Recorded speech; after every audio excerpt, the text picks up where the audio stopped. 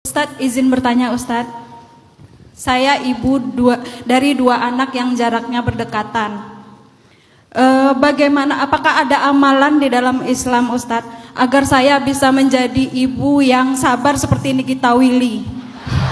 Oh, Karena saya rasa saya menghadapi dua anak itu yang sering berperang, saya sering jadi mak lampir jadi Ustadz. Apakah ada amalan agar kita bisa sabar seperti Nikita Willy? Nikita Willy. Terima kasih Pak Ustadz. Tergantung donaturnya.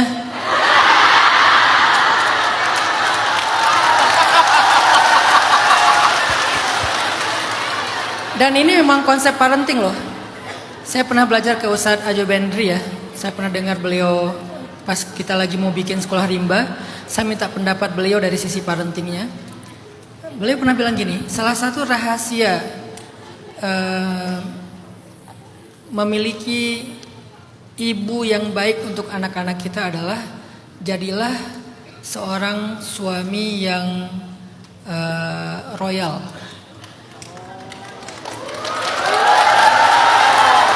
Jadi kalau bahasa Arabnya jadilah seorang suami yang jawad, yang karim. Apa itu karim? Dermawan. Makanya Nabi mengatakan jangan pelit kepada istri kalian. Salah satu rahasia memiliki ibu yang solehah, yang sabar, yang baik untuk anak-anak, jadilah seorang suami yang dermawan. Jadilah seorang suami yang royal.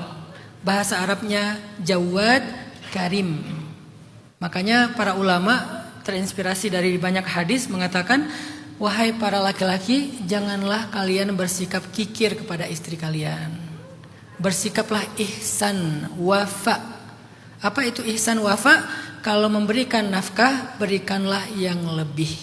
Jadi kalau Mbak Miti tadi nanya, apa yang membuat seorang istri itu bisa jangan jadi nenek lampir di rumah? Tergantung donatur. Nikita Willy. Ini nasihat agak aneh sih. Ini nasihat versi laki-laki ya, karena harus berimbang. Kalau versi perempuannya, cobalah lihat anak itu sebagai ibadah. Ini soleh banget ya jawabannya. Cobalah lihat anak itu sebagai ibadah. Dua-duanya penting. Jadi kalian berharap donasinya lebih, nggak apa-apa. Saya nggak setuju orang mengatakan cewek matre. Kenapa? Nggak usah direkam. Saya nggak setuju mengatakan cewek matre. Kenapa? Memang cewek itu harus matre. Itu hak dia. Jadi kalian mengingatkan suami kalian nanti ketika udah nikah tentang nafkah bulanan, misalnya udah tanggal 5 belum ditransfer nih, ingatin dia, itu nggak matre loh. Boleh, bahkan bagus. Nggak ada juga istilah cowok nafsuan. Saya nggak setuju istilahnya, wah nikah karena nafsu. Emang kenapa harus malu bilang nikah karena nafsu? Emang nafsu? Kenapa? Karena Allah sendiri yang melegalkan itu di dalam Al-Quran.